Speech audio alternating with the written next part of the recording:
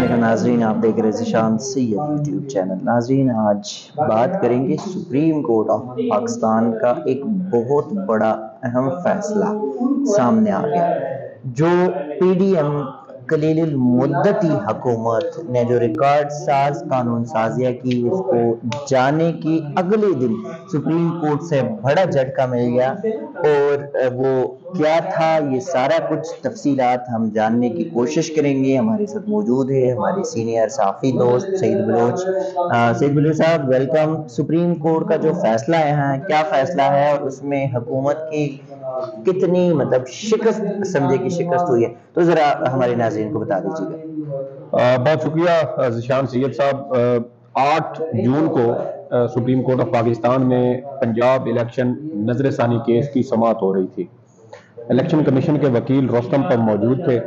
کہ اتنے میں وفاقی حکومت کے وکیل اٹارنی جنرل بھی روستم پر آئے، اور ان کی جانب سے عدالت کو یہ بتایا گیا کہ وفاقی حکومت نے review of judgments and orders act 2023 کی منظوری دے دی ہے، اور اب یہ باقاعدہ قانون بن چکا ہے۔ اور اس قانون کے تحت جو نظر ثانی ہے اس کو اپیل کا درجہ دیا گیا ہے۔ یعنی نظر ثانی میں یہ ہوتا ہے کہ عمومی طور پہ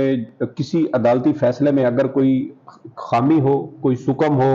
یا کوئی غلطی ایسی رہ گئی ہو جس کی وجہ سے ایک متاثرہ فریق یہ سمجھے کہ میرے ساتھ انصاف کی فراہمی کا جو عمل تھا وہ مکمل نہیں ہوا، ادھورا ہے، تو اس کی بنیاد پر سپریم کورٹ جو ہے وہ اس کے اندر کسی قسم کا کوئی رد و بدل کر سکتی ہے، یا اپنا فیصلہ جس میں اگر وہ غلطی کی نشاندہی کر دی جائے تو اس کے اوپر سپریم کورٹ اپنا فیصلہ جو ہے وہ اس میں تبدیلی کر سکتی ہے۔ لیکن جو اپیل ہے، اپیل میں پھر وفاقی حکومت نے یہ حق دیا کہ وہ جیسے ہائی کورٹ کے فیصلے کے خلاف سپریم کورٹ میں اپیل آتی ہے تو وہ ایک پورا ان کو ایک سکوپ جو ہے اس کا وہ بڑھا دیا گیا۔ اس میں پھر آپ جو ایویڈنسز ہیں یا جو دیگر ریکارڈ ہوتا ہے مقدمے کا، وہ آپ سارا عدالت میں وہ پیش کر سکتے ہیں۔ تو یہ قانون سازی وفاقی حکومت کی جانب سے کی گئی تھی، اور اس میں ایک تو یہ قرار دیا گیا تھا کہ کوئی بھی کیس جو آرٹیکل 184(3) کے تحت آتا ہو، اس کی سماعت یعنی جب وہ نظر ثانی یا اپیل جو ہے وہ فائل کی جائے گی تو اس کے لیے لارجر بینچ تشکیل دیا جائے گا۔ مثال کے طور پہ سپریم کورٹ کا ایک 3 رکنی بینچ ہے، اس نے ایک فیصلہ دیا، اس فیصلے کے خلاف اس قانون کے تحت جب اپیل یا نظر ثانی دائر کی جائے گی تو اس میں جو بینچ بنے گا وہ 3 رکنی نہیں بنے گا، بلکہ اس سے لارجر بینچ بنے گا۔ وہ 4 رکنی ہو، 5 رکنی ہو، 6 رکنی ہو، 7 رکنی ہو، 9 رکنی، 10، 11، جتنا عدالت اس پہ سمجھتی ہے تو اس کے اوپر وہ لارجر بینچ بنے گا۔ یعنی کہ اس قانون سازی کا ایک قسم کا مطلب صرف یہ تھا کہ سابق وزیر اعظم نواز شریف اور جہانگیر ترین کو واپس لانے کی راستے ہموار کرنے تھے۔ نہیں، میں اس کی طرف بھی آتا ہوں، اچھا، ایک نکتہ تو یہ تھا۔ دوسرا نکتہ اس میں یہ تھا کہ جو بھی درخواست گزار ہوگا اس قانون کے تحت، اس کو نظر ثانی میں یا اپیل میں وکیل دوبارہ کرنے کی اجازت ہوگی۔ مطلب کہ اگر وہ سمجھتا ہے کہ میں ایک نیا وکیل کرنا چاہتا ہوں تو اس قانون کے تحت وہ اس نظر ثانی کی جب اس کی درخواست دائر ہوگی تو وہ نیا وکیل کرنے کی بھی اس کو اجازت اس قانون کے تحت دی گئی تھی۔ اس کے علاوہ ایک شک اس میں یہ بھی تھی کہ آرٹیکل 184(3) کے تحت جو درخواست گزار ہیں یا جو متاثرین ہیں جن کے خلاف سپریم کورٹ نے کوئی فیصلہ دیا ہو، کیونکہ آپ کو پتا ہے کہ آرٹیکل 184(3) کی کا جو دائرہ اختیار ہے وہ بہت زیادہ وسیع ہے۔ سپریم کورٹ اس کے تحت از خود نوٹس بھی لیتی ہے۔ اس کے علاوہ مختلف جو آئینی درخواستیں ہیں وہ بھی سپریم کورٹ آف پاکستان میں بنیادی انسانی حقوق کے تحت جو ہے وہ سپریم کورٹ میں دائر کی جاتی ہیں۔ پنجاب الیکشن کیس جو اس وقت سپریم کورٹ آف پاکستان سن رہی تھی وہ بھی آرٹیکل 184(3) کے تحت بنیادی حقوق کو مد نظر رکھتے ہوئے یہ درخواستیں دونوں سپیکر کے پی اور سپیکر پنجاب اسمبلی کی جانب سے سپریم کورٹ میں دائر کی گئی تھی۔ تو اس میں سپریم کورٹ حکومت نے یہ قرار دیا تھا کہ جب 184(3) کے تحت کوئی متاثرہ فریق یہ سمجھتا ہے کہ ان کو انصاف فراہمی جو ہے وہ درست طریقے سے نہیں ہو سکی تو وہ اس کے اوپر جو ہے وہ درخواست دائر کر سکتے ہیں، اپیل یا نظر ثانی۔ جو نظر ثانی ہوگی لیکن اس کا درجہ جو ہوگا وہ اپیل کے برابر ہوگا اس کا، تو وہ اس میں 184(3) کے جو مقدمات ہوں گے، جو درخواستیں ہوں گی، اس میں وہ دائر کر سکتے ہیں۔ ایک نکتہ یہ دیا گیا تھا، اور یہ تھا کہ وفاقی حکومت کی جانب سے کہ جب یہ قانون منظور ہوگا تو 60 روز کے اندر درخواست گزار جو ہے وہ اپنے جو ان کے خلاف مقدمات ہوں گے، جو متاثرین ہوں گے، اگریڈ پارٹی جو بھی ہوگی تو وہ اس میں اپنے درخواستیں دائر کر سکتے ہیں. تو یہ کچھ چیزیں تھیں اس قانون میں جو وفاقی حکومت کی جانب سے قانون سازی کے ذریعے منظور کی گئی تھی. اور اس وقت جب کیس چل رہا تھا تو اس میں پھر جو وفاقی الیکشن کمیشن کے جو وکیل تھے سجیل سواتی، ان کی جانب سے بھی سپریم کورٹ میں یہ استدعا کی گئی کہ چونکہ اب کیس یہ جو قانون ہے یہ منظور ہو چکا ہے تو اب الیکشن کمیشن کی جو نظر ثانی درخواست ہے اس کو بھی اپیل کے طور پہ سنا جائے، اور الیکشن کمیشن کو وہ تمام جو حقوق ہیں جو اس قانون کے تحت حکومت نے دیے ہیں وہ اس کا الیکشن کمیشن کو بھی استفادہ حاصل کرنے کی اجازت دی جائے. لیکن اس کے اوپر پھر سپریم کورٹ آف پاکستان نے کہا کہ پہلے ہم یہ جو قانون ہے اس کے خلاف جو درخواستیں دائر، 3 درخواستیں اس میں بنیادی طور پر دائر ہوئی تھیں، اور ہم پہلے یہ درخواستیں سنیں گے. اس کے اوپر سپریم کورٹ نے پھر 19 جون کو فیصلہ محفوظ کیا. 6 سماعتیں ہوئی جس میں وفاقی حکومت کے وکیل اٹارنی جنرل کی جانب سے دلائل دیا گیا. اس کے علاوہ پی ٹی آئی کی جانب سے سینیٹر اور advocate supreme court Ali Zafar supreme court میں پیش ہوئے، ان کی جانب سے اپنے جو موکل تھے ان کی جانب سے دلائل دیے گئے. اس کے علاوہ 2 وکلا تھے جو ذاتی حیثیت میں اس میں درخواست گزار تھے، ایک زمان وردک تھے اور ایک غالباً محی الدین نام کا ان کا شاید نام تھا، وہ اس میں درخواست گزار تھے. 3 درخواست گزار تھے. 19 جون کو سپریم کورٹ نے فیصلہ محفوظ کیا. سپریم کورٹ نے اس وقت یہ کہا تھا کہ اس کے اوپر ہم جلد فیصلہ سنائیں گے، لیکن وہ جلد فیصلہ ہوتے ہوتے پارلیمنٹ تحلیل ہو گئی، اور اس وقت جب کیس کی سماعت ہو رہی تھی تو عدالت کی جانب سے یہ آبزرویشن ضرور دی گئی تھی کہ اٹارنی جنرل کو عدالت نے ہدایت کی کہ آپ اپنی جو موکل ہیں یعنی وفاقی حکومت ہے آپ ان سے یہ کہیں کہ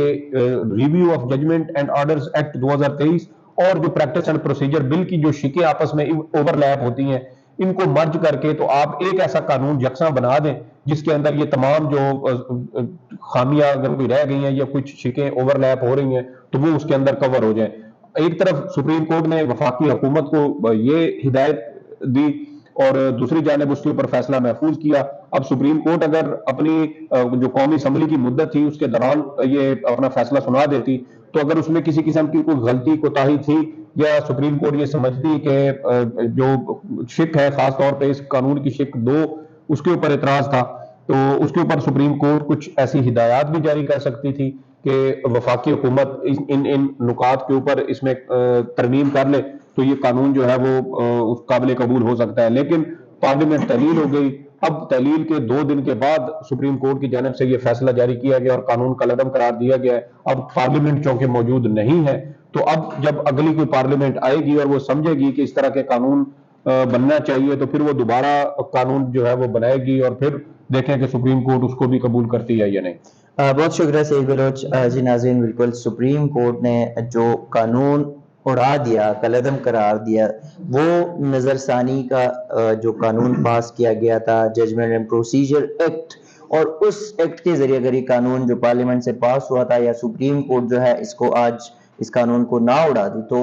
سابق وزیر اعظم میاں محمد نواز شریف. اچھا یہاں پر میں ایک چیز ایڈ کر دوں، آپ نے چونکہ وہ سوال بھی کیا تھا نواز شریف اور جہانگیر ترین سے متعلق،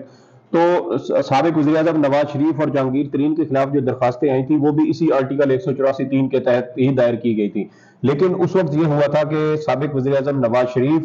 اپنا جو نظر ثانی کا ایک ان کا حق تھا وہ اس کو استعمال کر چکے تھے. مطلب کہ نواز شریف کو سپریم کورٹ کی جانب سے نااہل قرار دیا گیا اور اس نااہلی کے بعد انہوں نے سپریم کورٹ میں ایک نظر ثانی درخواست دائر کی تھی. لیکن چونکہ یہ 184(3) کے تحت یہ مقدمہ اس وقت سنا گیا تھا تو وہ جو سکوپ تھا ان کی نظر ثانی کا وہ انتہائی محدود تھا اور اس کے جو نظر ثانی کا ان کا حق تھا وہ استعمال کر چکے ہیں. تو بظاہر یہ جو قانون اگر یہ منظور ہو بھی جاتا یہ برقرار بھی رہتا تو پھر بھی سابق وزیر اعظم نواز شریف کو اس سے کوئی زیادہ فائدہ نہیں ہونا تھا، کیونکہ نظر ثانی 2 بار تو ہو نہیں سکتی. یا تو یہ قانون کے اندر یہ ہوتا کہ وہ درخواست گزار یا وہ متاثرہ فریقین جو پہلے جن کے جو درخواستیں ہیں یا نظر ثانی ہے وہ سپریم کورٹ کی جانب سے خارج ہو چکی ہیں تو وہ بھی دوبارہ اپیل کی صورت میں اپنی نظر ثانی دائر کر سکتے ہیں، تو پھر تو نواز شریف صاحب کو فائدہ اس میں ضرور ہوتا. لیکن چونکہ نواز شریف صاحب اپنی جو نظر ثانی ان کی درخواست تھی وہ انہوں نے دائر کی، سپریم کورٹ نے وہ بھی خارج کر دی، تو اس کے بعد پھر اس کے اندر ان کا جو سکوپ تھا یا ان کو اگر کسی قسم کا کوئی فائدہ ملنے کا امکان تھا تو وہ نہ ہونے کے برابر ہے. سپریم کورٹ اسی حوالے سے جو تحریری حکم نامہ سپریم کورٹ کی جانب سے یہ تحریری فیصلہ جاری کیا گیا اس میں بھی اس قانون کو آئین کے ساتھ جو ہے وہ غیر ہم آہنگ قرار دیا گیا ہے کہ اس کی کچھ شقیں آئین سے متصادم ہیں، جس کی وجہ سے اس فیصلے کو کالعدم قرار دیا جاتا ہے۔ تو یہ سپریم کورٹ آف پاکستان میں ایک بڑی ڈیولپمنٹ ہے۔ سپریم کورٹ کی جانب سے پارلیمنٹ کا ایک ایسا قانون جو ہے وہ منسوخ کیا گیا ہے، کالعدم قرار دیا گیا ہے، جو پارلیمنٹ کی مدت میں اگر اس پر فیصلہ آ جاتا تو زیادہ بہتر تھا، لیکن ہمیں گزشتہ مہینے کے آغاز پر ہی اس طرح کے کچھ اشارے ضرور ملے تھے کہ چیف جسٹس عمر عطا بندیال حکومت جانے کا انتظار کر رہے ہیں، اور جیسے ہی حکومت جائے گی تو کچھ اہم فیصلے سپریم کورٹ آف پاکستان کی جانب سے آ سکتے ہیں۔ اب جب اس قانون کا فیصلہ اس کے اوپر ہو چکا ہے تو جو الیکشن کمیشن کی نظر ثانی درخواست، جیسا کہ میں نے آپ کو بتایا کہ پنجاب الیکشن کے خلاف الیکشن کمیشن کی نظر ثانی درخواست سپریم کورٹ آف پاکستان میں زیر سماعت ہے، اسی قانون کی